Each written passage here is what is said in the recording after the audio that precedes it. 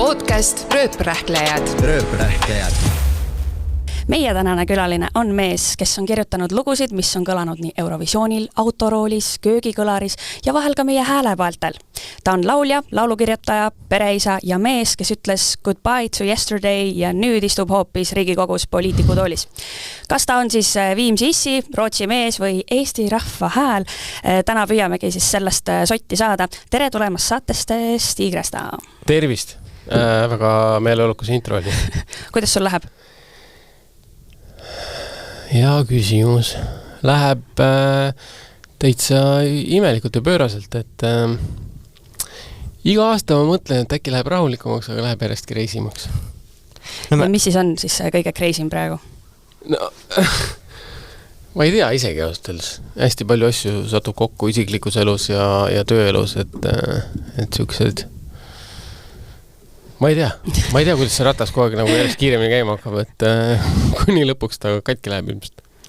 No me alustame ikkagi kõige põletavamatest küsimustest, et millal siis tuleb Viimsi issi laulu reliis? Reliis, see on tegelikult juba ju TikTokis olemas täitsa. No aga päriselt Spotify's kusjuures, okei, kui sa nii küsid, siis... Lubadus. Nii et selleks saas, kui podcast on väljas, siis on väljas. Ma luban. Tavai. Nice.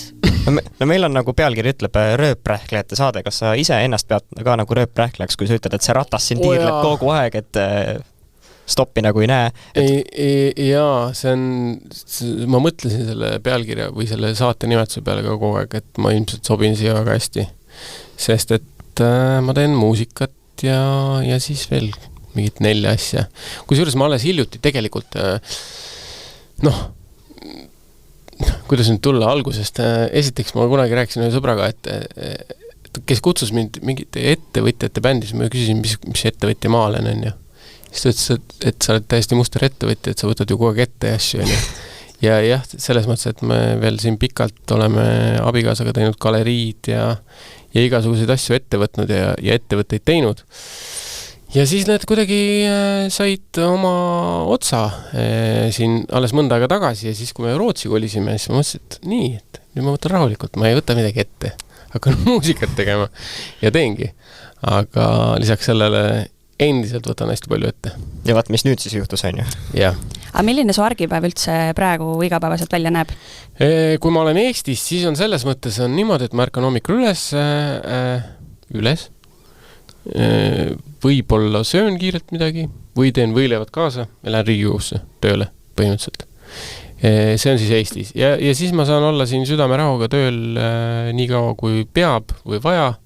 Üldiselt ma olen igal pool kohal, sest et mu pere on tegelikult ju üldjuhul Rootsis, mis tähendab seda, ma ei pea õhtul kiirustama tagasi, et võtta veel poest mingi suhkur ja piim ja jõuda nagu pere juurde. Mis tähendab, ma saan pühenduda Riigikogu tööl täielikult Eestis. Nüüd siis Rootsis on jälle niimoodi, et kui ma ärkan hommikul kell 7, siis me hakime puuvilju kaasa kõvasti kooli lastele, sest et neil on kohustus iga päev võtta puuviljad kaasa. Ja siis me viime nad kooli, siis on meil vaba aeg kuni kella 4 vahel. Siis sellel ajal me saame tegeleda muusikaprojektidega ja siis tegelikult isegi, kui me nüüd koolist koju toome, siis me võib-olla tegeleme ka veel edasi. Et selline tihe. Aga mis see vahekord on üldse Eesti-Rootsi vahel sul? No Eestis Riigikogus peab olema kohal umbes 12 päeva kuus, kui ma eksi. Et istungid on tavaliselt 3 nädalal, siis 6 ja 1 on istungite vaba nädal ja tavaliselt on esmaspäevast 4 päevani on siis nagu Riigikogus koha peal, et ma üldiselt tulen niimoodi, et pühapäeva õhtul hilja viimase lennukiga jõuan Eestisse ja siis lähen näiteks, kas kui 4 päeval otseselt Riigikogus midagi tegema ei pea, siis ma lähen kas 4 päeval või kui peab istuma ja seal on teha midagi, siis ma lähen 4 päeva õhtul hilja tagasi. Aga mis hetkel sa nagu, selles suhtes, et paljud taipasid alles nüüd võib olla, et Stig Rästa ilmus poliitikasse, aga tegelikult kohalikel valimistel sa juba olid kandideerinud, et kuidas see poliitika üldse sinu ellu nagu suundus sinna muusika kõrvale? See on nagu huvitav, et ma elus ei oleks arvanud, et nagu mind huvitab, mida mu kogukond on ju teeb või toimetab, eks. Ja kui me kolisime Viimsisse, siis nüüd juba äkki mingi 5 aastat tagasi ja siis ikka tead, vaatad, sõidad ringi, et pagan, see tee on küll siin ohtlik, et kus need lapsed siin käima peavad ja siis mõtled, et oota, aga miks siit buss ei lähe ja et kuidas ma linna saan ja siis tekivad sul on naabrid, on tuttavad, eks ole, ja siis saad sõbrad, kes juba on volikogus, ütled, kuule, kui sa tahad, et see tee nagu oleks korras, tule volikogusse. Siis on see, et sa uurid, et mis ma seal teha saan ja siis niimoodi vaikselt lähed ja mõtled ja kogu aeg ja tuleb see mingisugune, no kui sul lapsed ka, siis nagu tuleb mingisugune vastutustunne või nagu mingi asi, et sa nagu peaks nagu panustama tagasi sellesse kogukonda kuidagi ja proovima aidata nii palju kui võimalik. Eks ta sealt vaikselt hakkabki rulluma ja siis annad näpu ja käe ja siis tõmmatakse sisse. Et alguses mõtlesid kohalikul tasandil, aga vaata, nüüd me räägime juba riiklikust tasandist, on ju? Jah, et alustad ikka loomulikult kohalikul tasandil ja noh, ütleme nii, et see kohaliku omavalitsuse volikogus istumine siis nii-öelda valmistab väga-väga hästi ette Riigikoguks tegelikult, et kõik on sama, lihtsalt natuke suuremal tasandil. Ja isegi tegelikult ma peaks ütlema, et võib-olla asjad ei käi aeglasemalt kui kohalikes omavalitsustes, et päris kiiresti liiguvad asjad üldiselt. Aga miks üldse elu viis sind Rootsi? Kas see hea läbisaamine Viktor Krooniga või lihtsalt jäi Eestisse tööpõld kuidagi väikseks? Jah, need mõlemad täpselt. No ma ei saa öelda, et tööpõld väikseks jäi tegelikult, et ega siin Eestis on ju teha küll ja küll ja küll, et me näeme ju, kuidas artistid ju esinevad ja paugutavad korralikult, et see on nagu väga, väga lahe. Aga lihtsalt võib-olla nagu kuskil on ikkagi veel mingisugune soov püüelda veel kaugemale ja siis kõik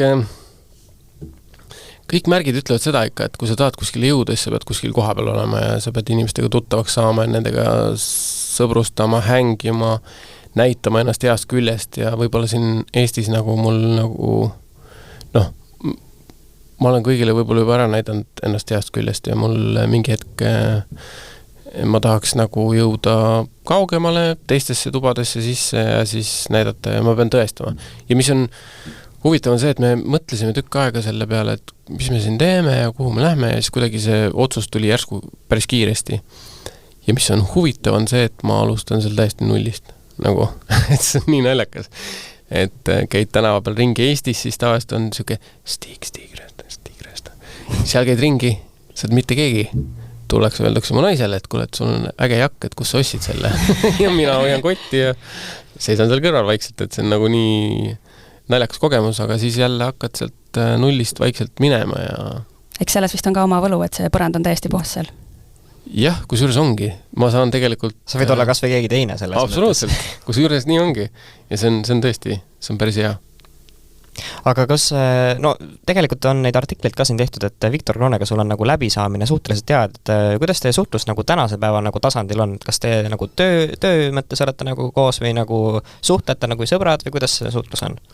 Mõlemad tegelikult, eks me sõhtusime alguses seal nagu sõbrad ja nüüd me jõudsime tööni, siis on see, et me tegelikult tegime sellise bändi nagu Stockholm Cowboys, mis siis on, ühesõnaga, me teeme mõlemad sellist nagu muusikat, mis on nagu kena ja tore ja siis teeme fotot, kus me oleme niimoodi kenasti peal ja mingi hetk tundub, et see on nagu igav, et kes tahab nagu kuulata head lugu ja vaadata mingit meest, kes on lihtsalt pusaga ilusti või kampsuniga viisakalt riides ja tore. Ja siis me mõtlesime, et me peame tegema midagi sellist, mis ikkagi, kui sa nagu korraks kuuled seda, kas teile jäi nimi meelde, mis ma ütlesin just? Stockholm Cowboys. No täpselt.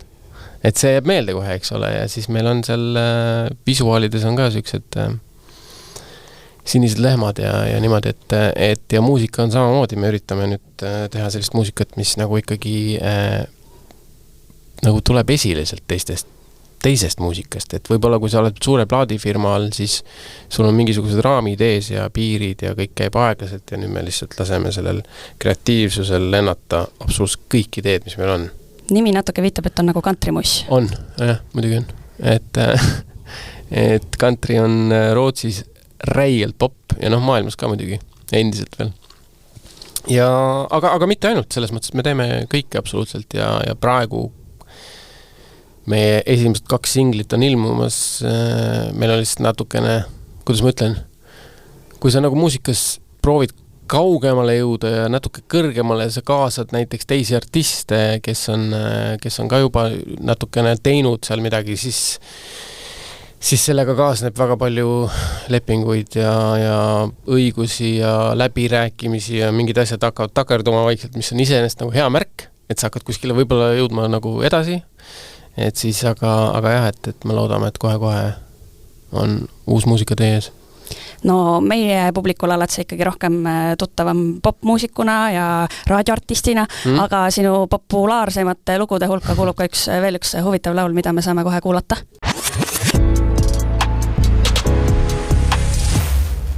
Kas sa tead, mis tuleb teha hommikul ja õhtul peegli ees? Et naeratus sul oleks kena hinge õhus, värskus oleks sees. Sa appi võtta hambaharillase käiku käed ja valik, kas sa hakkad pihta eest või tagant, vahel pole, aeg on käes.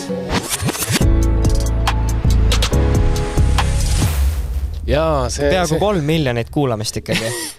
Mis tõestab seda, et lastelaulud on üli pop-žanr ja mis veel, see tõestab seda, et lastelaulud on selline nagu maailmas väga hästi teeniv žanr tegelikult ja kui sa ikkagi Baby Sharki teed, siis mingid fondid hakkavad sinusse panustama ja see, kui palju suudetakse mingi asjaga raha teenida, on täiesti väga vaba ja tegelikult seda tehakse vähe, laste muusikat niimoodi.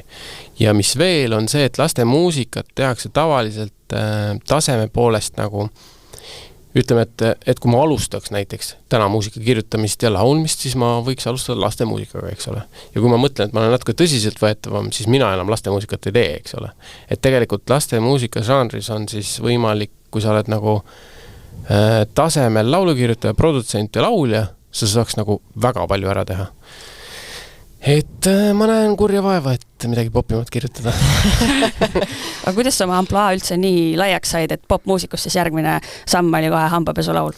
Sest, et kõik popmuusikad on tegelikult, või popmuusikad ja laulud, mida ma kirjutan, on tegelikult lihtsalt kui lastelaulud. Selles mõttes, et ma või, kui sa võtad mingisuguse Karl-Erik Taukari 7 tuule poole või Trafficu sekundiga, mis on väga popid laulud, siis need on väga popid laste seas.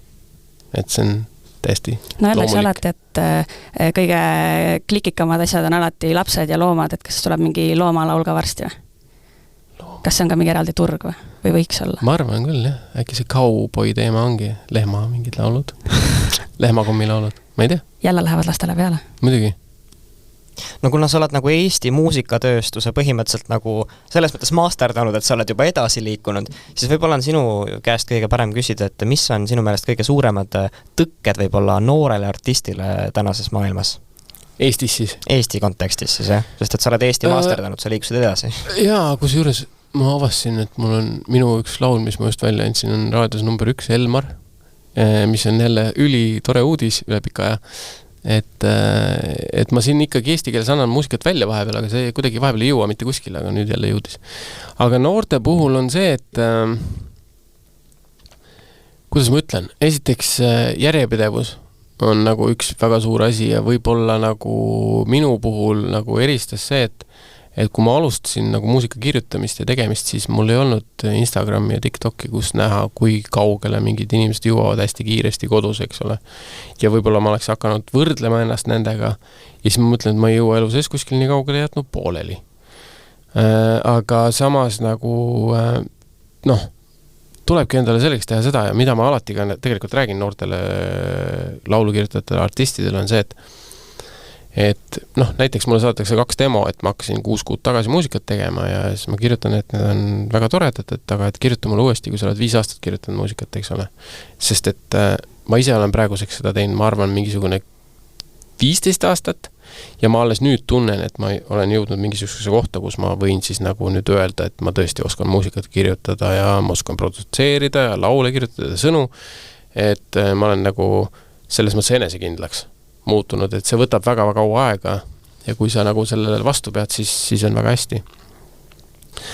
Aga muidugi sellega kaasneb ka see, et alati, et kui sa oled noor laulja, pane kõik asjad Instagrami ja TikToki alati ära jätta endale ja ära mõtle selle peale, et mida teised arvavad sinust, vaid kohe kõik välja nagu, kõik mis on. Aga kas pigem on nagu see muusikatööstus ja maastik nagu liikunudki sinna poole, et tegelikult võib-olla kvaliteedi ja taseme mõttes ei omagi niivõrd palju tähtsust see, mida sa toodad, aga seevõrd, kuidas seda turundad? Et kui TikTokis läheb rahvale peale, siis sa oled juba tegija? Jaa, kusjuures see on nagu hea point, et see on seda me oleme ise ka siin arutanud, et tundub jah, et muusika osakaal on niisugune 25% juba, et ta ei pea olema nagu ülihästi polished, tahaks öelda inglise keeles, eesti keeles siis nagu viimistletud, poleeritud, et pigem nagu on see idee, vahel see toores idee mõjub väga hästi, aga jah, üldjuhul on see, et palju tähtsam on juba see, mida sa näitad kahjuks. Või noh, mis kahjuks, õnneks isegi, et see on nagu väga tore, sest me pääseme ligi nende artistide inimeste tundma õppimisele ja see vahel nagu mõjub väga-väga palju kaasa. Aga kuidas sul tunne on, kuidas meil praegu Eestis selle peale tuleva generatsiooniga on? Kas noorus on hukas või? Või saab veel asja? Ei saab asja küll, selles mõttes, et ma näen, kui professionaalselt nagu väga paljud noored muusikaga juba ümber käivad ja suhtuvad ja suhtlevad ja näiteks võtavad nõu kuulda vahel isegi vanematelt kolleegidelt, mis on nagu see, et ei ole see, et kuule, mida sa plärad, et nagu, et ma tean ise paremini, et seda kohtab järjest harvem, kuigi seda kohtab vahepeal isegi ja siis ongi, et noh, muidugi sa võidki teada paremini, lihtsalt kui sa küsid, siis see nagu võib-olla oota vastus ära või midagi sellist.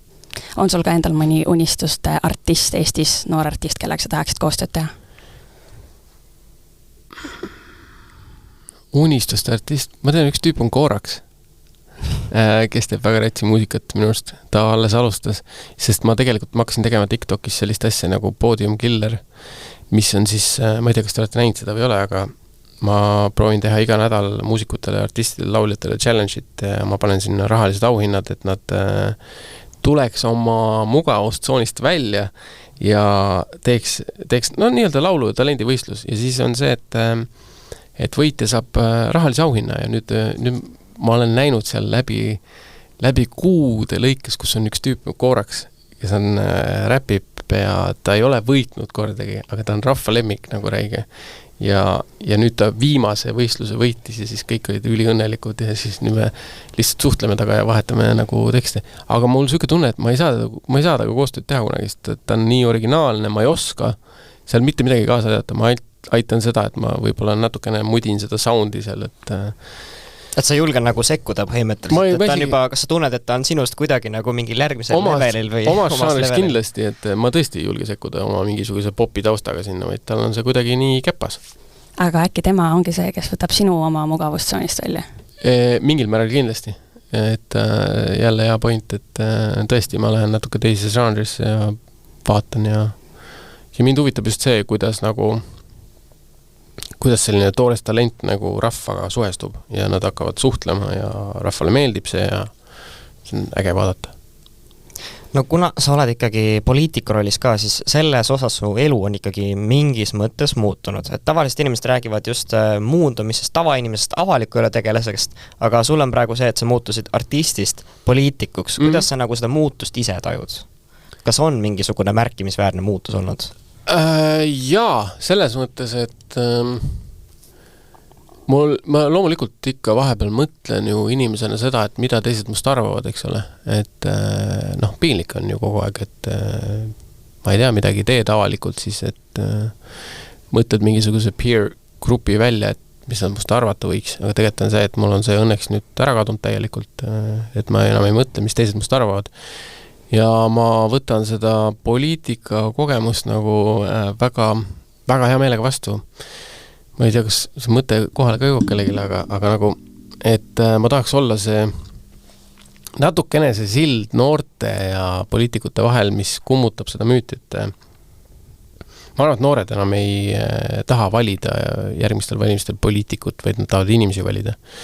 Ja kui ma suudan seal näidata ennast inimesena, et ma ei ole mingisugune selles mõttes võib-olla kilp ees tüüp, kelle nii keegi ei saa aru, mida ma mõtlen või räägin või teen, siis kuidagi kogu see asi võib-olla jääb rahvast nagu hästi kaugele ja siis ma üritan võtta seda inimlikult ja mulle endale isiklikult hetkel veel väga meeldib seal niimoodi käia. Kas sul on mõni teema, millega sa tahaksid ka reaalselt muutust kuidagi meie ellu tuua, mitte lihtsalt olla siuke avaliku elu tegelasest nii-öelda poliitik? Jaa, kusjuures rääkides veel avaliku elu tegelastest poliitikuna, ma tegelikult ju vaatasin enda nii-öelda saatuse kaaslased läbi, kes on Mihkel Raud on sinna sattunud ja Hannes Võrno ja niimoodi. On sealt kibe kähku ära tulnud ka, sest on keeruliseks läinud, aga võib-olla ajastu oli tol hetkel nagu selline, et inimesed materdasid räigelt neid inimesi tol hetkel, kui keegi niimoodi sattus sinna kuskile Toompeale. Sinuga nagu ei ole juhtunud seda praegu? Loomulikult ma saan kirju vahepeal, mis on sellised, et okei, et kas ma peaks politseisse minema, aga nagu midagi hullu ei ole olnud tegelikult. Aga mis nad kirjutavad siis? Et kas sa peaksid eemale astuma? Et sa põhulõug võiks oma suu kinni panna, ma panen sulle needuse peale. No mingid sellised asjad, nagu, mis on jõhkrad. See oli veel väga tagasihoidlik näide. Aga seda on väga vähe õnneks. Ja kui nüüd tulla, mis see küsimus oli? See teema. Loomulikult kõik eeldavad seda, et ma tulen hakkan mingit muusika ja kultuuri asja ajama, eks ole. Mulle tundub, et see on nagu okei, isegi see popmuusika on nagu, ei pea muretsema nende pärast, popmuusikute pärast, sest me saame hakkama, me tegutseme, aga mind huvitab kõige rohkem lapsed ja sotsiaalmeedia, nagu kuidas see mõjub ja mida me seal nagu ära teha saame, eks ole, et Eesti koolides näiteks Rootsi koolis on täielikult keelatud telefon alla alates vist 5. klassist vist võib olla telefon sul koolis kaasas või midagi sellist, aga alla selle lihtsalt ei tohi, eks ole. Ja Eestis on nüüd niimoodi, et kõik koolid saavad ise otsustada, kas nad keelavad või mitte lastel telefoni. Aga kui ma näen nagu seda, kuidas need mõjuvad enda laste pealt, siis see on päris kohutav.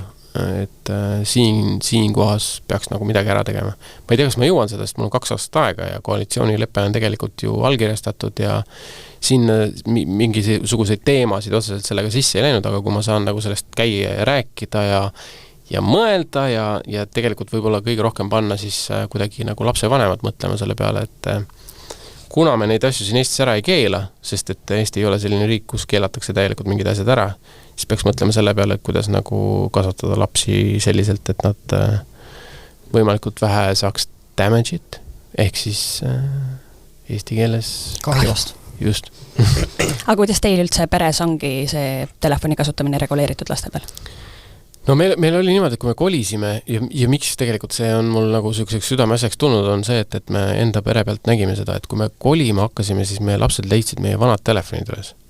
6 ja 8 aastased on nad. Need nuppudega siis või ei, vanad iPhone'id, vaata, sellised nagu mingid endised mudelid, mis oli see, et okei, proovime, et paneme kaardid sisse ja vaatame, kuidas lapsed on nendega ja siis me pidime 2 kuu pärast need telefonid täielikult ära võtma, sest see muutus nagu lihtsalt täiesti kohutavaks. Et lapsed nagu, ta on nagu narkootikum ja nagu kuidagi nagu igal võimalusel me nägime, et peale seda telefoni kasutamist nad on ülijonnakad, nad tahavad suhkrut, magusat mingit uut dopamiini peale kohe, eks ole. Ja nüüd meil on kodus kõik asjad telefon ei ole neil enam ja ka nutikellasid ei ole ja lapsed lähevad kooli ja me ei saa neile vahepeal helistada või vaadata, kus nad on. Nagu vanadel aegad. Ja täpselt. Ja me peame usaldama seda süsteemi ja see tundub, et on okei. Kodus meil loomulikult me ise teeme ka YouTube'i natukene, eks ole, et aga jällegi me proovime kontrollida, teha sellist sisu, mis ei ole see kiire brain rot nagu, et mis nagu minu arvates tapab seda aju ikkagi, kui sa vaatad, et cute panda ja siis järgmises on mingid, ma ei tea, kedagi pekstakse ja siis pannakse põlema ja siis on see mingi motivatsioonikõne ja see kõik juhtub sul see kõlab nagu TikToki feed põhimõtteliselt. Yeah. Aga see kõik on sul minuti jooksul ja sul see emotsioon endal käib üles alla kogu aeg ja siis kuidas sa saad nagu normaalseks jääda, on ju. Et läheb lolliks küll peast, ma arvan. Aga kuidas sul endal on niisuguse telefoni tarbimisega, et ma ütlen, et sul on siin laua peal lausa 2 tükki? Jaa, üks on isiklik, teine on Rootsi number, sest et Rootsi arstisüsteemidega on sul vaja Rootsi numbrit millegi pärast. Ja nagu väga-väga palju asju on vaja seal Rootsi numbreid. See on meil nagu pere telefon tegelikult. Ma tarbin ikka loomulikult, ma olen täiskasvanu, õnneks mul on see, et ma saan ta panna käest ära, et mul ei ole nagu probleemi. Ma harjutan, mul tegelikult on niimoodi, et mul kõik need äpid on üldiselt, ma avastasin alles hiljuti, et kõik need äpid on tinted. Ehk siis sul ei teki nagu impulssi, et sul on must-valgeks tegitanud põhimõtteliselt, et ei ole nagu mingisuguse värviga. Jah, et kui ma lähen midagi otsima siia, siis ma leian selle ühe äpi üles ja mu pilk ei lähe selle punase Instagrami äpi peale, et vaataks seal ka midagi või et mul on tegelikult probleem olnud sellega kindlasti ja on siiamaani ja ma võitlen sellega. Ja näiteks ühe asjana ma tegin alles hiljuti seda, et teatud kellaajast ma ei saa teatud sotsiaalmeedia äppidele ligi ja see on koodi all ja see kood on mul naise käes. Et ma ise ei saa. Nii et naine reguleerib su sotsiaalmeedia kasutust põhimõtteliselt. Küll, ja ma arvan, et see toimib väga hästi, selles mõttes, ja tema siis kasutus võiks olla, tal ei ole seda ilmselt vaja olnud praegu, aga minu käes võiks olla siis see kood, mis tema asjad avab, et näiteks aga temal seda sõltuvust ei ole sellisel kujul nagu siis sul, jah? Ei tea, jah, et oleks, ja ma ei saa öelda ka, et mul sõltuvus oleks selles mõttes, et ma võib-olla sõltuvust ei ole, aga ma kasutan ja tegelikult kogu aeg reguleerin seda ikkagi endal. Et koosolekul ma panen ikkagi, proovin panna kogu aeg, et on notificationid, ehk siis selle do not disturbi peale, jah? Ja pilt nagu allapoole üldiselt, et kui see midagi põlema läheb, et ma siis ei vaataks, mis nüüd aga see vahepeal ei teki seda kiusatust ikkagi, et ma korra vaatan, kas on midagi tulnud, vaatad ka vahepeal? Ikka, loomulikult tekib, et ma jah, tekib jah, see on ülikarm, ja kui nüüd lastel me seda veel arendame hästi pikalt, siis ma ei tea, mis sellest veel saab. Aga kas sul nagu poliitikuna on selline tunne ka, et mingid asju see enam teha ei tohi? Ma ei tea, ei saa kuskile ööklubisse minna, kui ennast vabana või mingid tunda TikTok ikkagi ei ole nagu paslik panna? Et kas tunned, et sul on nagu kuidagi mingid piirangud peal, et sa oled sellise tiitliga nüüd? Kusjuures ma veel ei tunne nagu seda, et mul oleks mingid piirangud peal, et ma võib-olla ei ole nagu selliseid, mõned jah, postitused, ma iga asja üle enam nalja võib-olla ei saa visata, eks ole. Et mille üle ma võib-olla varem olen teinud mingit huumorit, aga vist ei tunne, et võib-olla siis ei ole nagu olnud kunagi sellist asja, mida peaks piirama otseselt. Ma ööklubides nagu ei käi väga ja kuskil purjus peaga ei laaberda nagu nii, on ju. Et sellised asju ei tule ette üldiselt. Et jah, võib-olla, ma ei tea, praegu tundub küll, et on kõik hästi. Ei muutu midagi, väga. Aga millal sa sotsmeedias tegelikult oled päris aktiivne, eriti TikTokis, aga millal see poliitikstiig nagu sealt hakkab välja kumama? See on hea küsimus, sest et tegelikult ju on niimoodi, et mul on Facebookis on ka mingisugune 18,000 followeri vist äkki või. Ja ma kogu aeg nagu mõtlen seda, et kui erakond teeb mingisuguseid reklaame asju, eks ole, et kas ma peaks jagama neid, siis on kuidagi nagu, et ma ei saa oma muusiku profiilil võib-olla mingisuguseid teeme Eesti korda 2.0 nagu neid asju panna, sest et inimesed ei ole seal selle pärast, eks.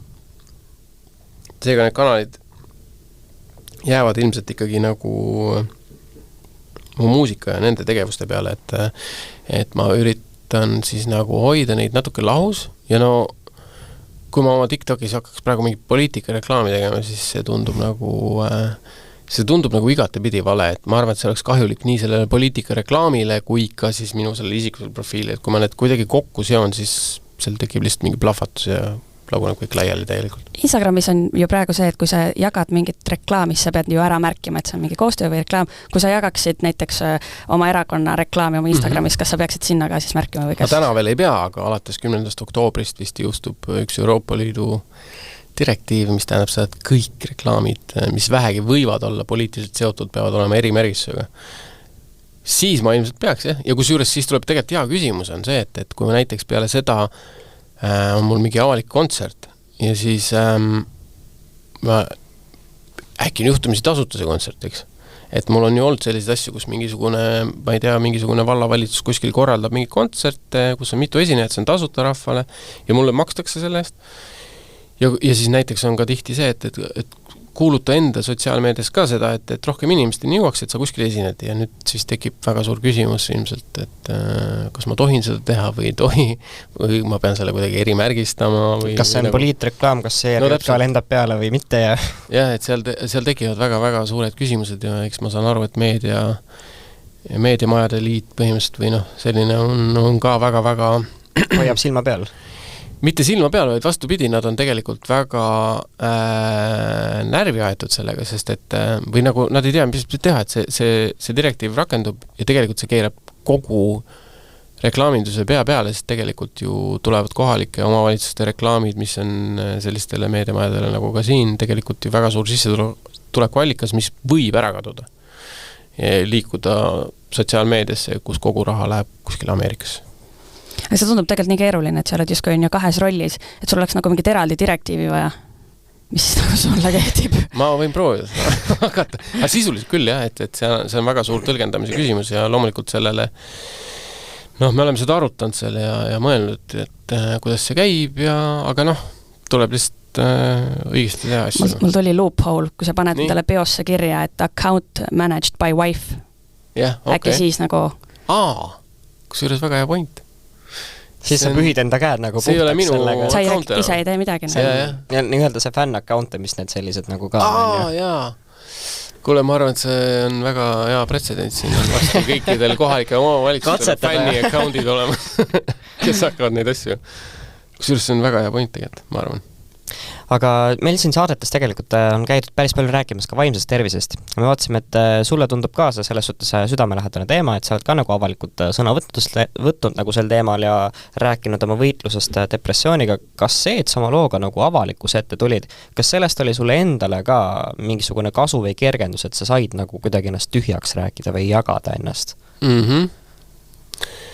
Oli küll jah, selles mõttes, et nagu öeldakse, vaata jagatud mure on pool mure või midagi sellist. Just. Et ma toon näiteks, kui meil esimene laps sündis ja meil olime seal sünnitushaigla palatis esimest korda oma beebiga ja me 4 päeva mõtlesime, et issand, kuidas see käib ja kas see on okei ja kas issand, kui raske see on ja keeruline ja väga-väga nagu siuke, olime omadega seal puntras, eks ole.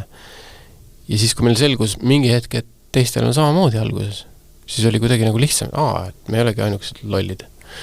Ja sellega on samamoodi, et tegelikult kui ma hakkasin nagu sellest avalikult rääkima, siis see esiteks mina sain juba abi nendest, kes rääkisid sellest avalikult.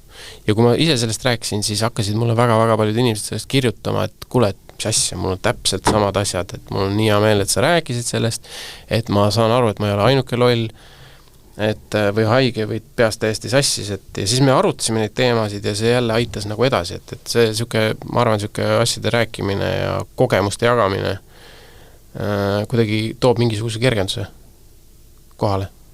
Aga kuidas sul üldse sellise töö ja eraelu tasakaaluga on, et sa ennist mainisid ka, et sul on hästi palju erinevaid nagu töid ja rolle on ja sa resideerud 2 riigis. Kuidas see üldse nagu mõjutab, kuidas sa ise tunned, et sul praegu olukord on? Ma tunnen, et mul on juba pikka aega väga hästi olukord, sest et kui sünnivad lapsed, siis kuidagi maailm shiftib niimoodi paika, shiftib jälle ingliskeelne sõna, loksub paika, et sa saad aru, et elus on palju, et sa ei ole üksi kõige tähtsam asi maailmas. et võib-olla ma olen natukene ennast üle tähtsustanud ise enda jaoks oma vajadusi, nüüd on tähtis see, et lastel on kõik hästi ja nagu, et see kuidagi nagu tõi mulle sellise mingisuguse sisemise rahu ja tasakaalu, et ma saan aru, et mul vist on okei sellega. Et mitte, et nagu vaimselt nagu läheb igal juhul loomulikult raskemaks, et mida aeg edasi läheb, seda rohkem seda niisugust mingit probleeme ja asju, millega tegelega tuleb, aga nagu kuidagi need asjad kõik, mis ma olen enda jaoks valmis mõelnud, et mind ei huvita, mis teised mõtlevad minust ja et kui mingi asi on cringe, siis see on okei. See on nagu, see on fine, on ju. Et väga hea ütlus on see, et success is on the other side of cringe tihti. Mis tähendab seda siis, et edu on tihti sellest piirist edasi, mis tundub, et on hästi nõme ja vastik, on ju. Et see tuleb lihtsalt läbida. Jah, absoluutselt. Ja nagu mitte mõelda, mida teised arvavad sinust ja kuidagi siis nagu elu läheb palju lahtisemaks ja rõõmsamaks ja ma saan aru, et ma ei muretse nii palju ja ärevust ei teki ja nii edasi. Aga mis asjad sul peavad nagu argipäevas nagu, ma ei tea, kas fookuspunktid või mingid asjad, mis sul peavad nagu kindlalt olema paigas või toimuma, et kogu sinu hullumeelne ratas saaks nagu pöörelda ja keerelda? Täiesti lihtne on see, et kodune suhe peab olema korras. Nagu, et kui ma näen, et lastega on hästi, naisega on hästi, abikaasaga ja temal on lastega hästi, et kõik on harmoonias, siis ma võin nagu minna ja teha palju ja joosta ringi ja kuidagi siis on nagu mul jõudu, aga kui ma tean, et mul näiteks kodus on mingisugune jama või on tüli või kellelgi seal lastel omavahel mingi ilge või tervis on korrast ära ja ma pean näiteks ära minema ja ma tean, et lapsed on haiged või midagi ja ma tean, et mul abikaasal on siis raske ja siis on nagu palju raskem kohe minna, aga kui see tagala on nii-öelda hoitud ja paigas, siis on lihtne. Aga kuidas te abikaasaga üldse hoiate oma suhet värskena töökorras? Kõige olulisem on see, et me räägime, meil on selles mõttes keeruline, et meil siin Eestis oli tugigrupp olemas, kes lapsi hoidis ja me saime käia väljas ja omaette olla, et seal seda ei ole. Seal vähemalt siis, kui päeval on lapsed koolis, me saame kinos käia näiteks. Aga üldiselt me proovime rääkida absoluutselt kõigest, mis meid häirib, mis meil nagu, kui midagi hakkab kuskil hõõruma, et mul ei meeldi see, kuidas sa seda teed või siis me võime ennast lolliks arutada ja rääkida need asjad lahti ja siis ka lahtub nagu mingisugune pinge, et ja oluline on see, et me mõtleme selle peale, et me koos peame pürgima selles elus edasi ja nagu sõjaväes, et minema käest kinni jube raske on, aga et proovime koos ikkagi edasi minna, siis on nagu ka hästi. Aga kas selle sinu 2 riigis laveerimise tõttu ei ole lastel ega abikaasal olnud mingeid pretensioone?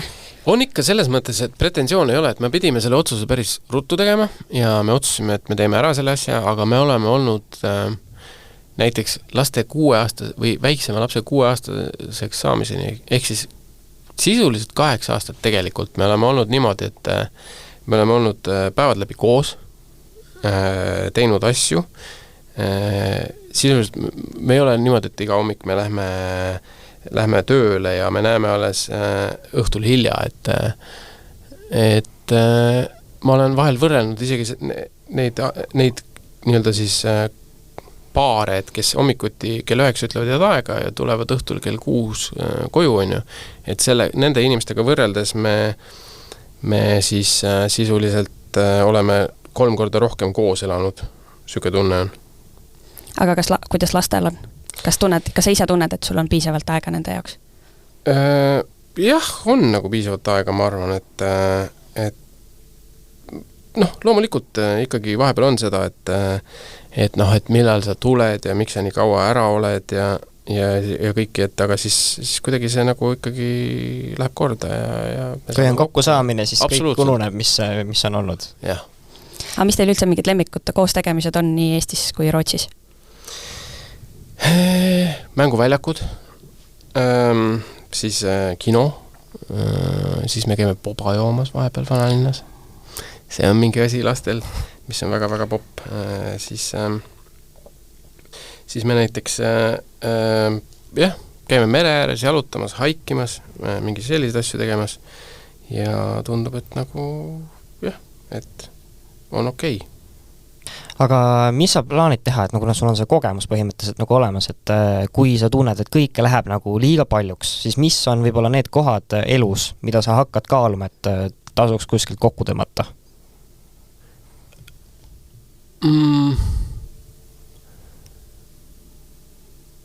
Võib-olla ülemuretsemised asjadest, mis võib-olla tegelikult on see, et hakkaks filtreerima nagu paremini. Absoluutselt, ma tihti nagu tuletan endale meelde siis seda, et need probleemid, mis ma arvan, et mul siin juhtuvad, siis tegelikult ei juhtu väga palju seda asju, või kõik need mingisugused muremõtted, mis tulevad, et mis siis, kui see, aga üldiselt 95% nendest ei juhtu, ei lähe käima sellised asjad ja siis on põhimõtteliselt ma lihtsalt nagu tuletan meelde endale mingisuguseid asju, mis nagu aitavad kergemini edasi nagu saada ja siis loodusesse.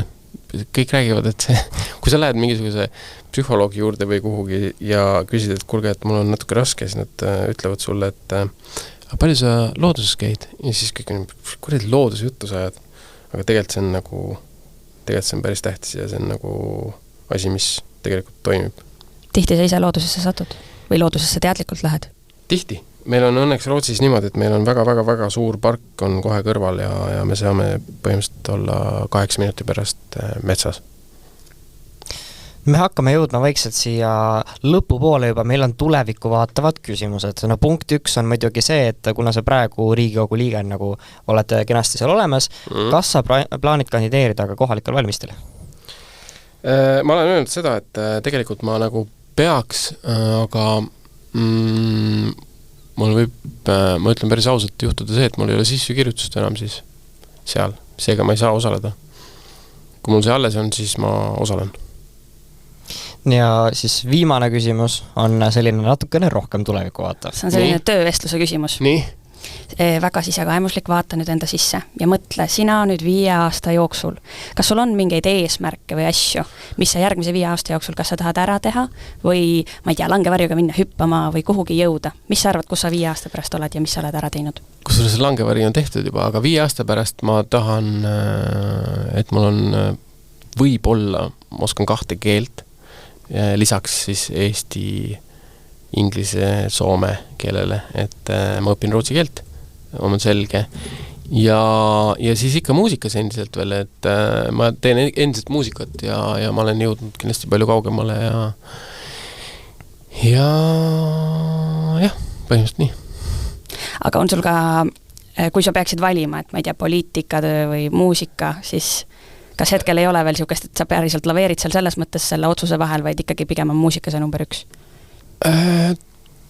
Tegelikult on nagu muusika on number 1, jah, selles mõttes küll, et see on ju olnud 15 aastat ja ilmselt kestab veel ja nii kaua kui võimalik.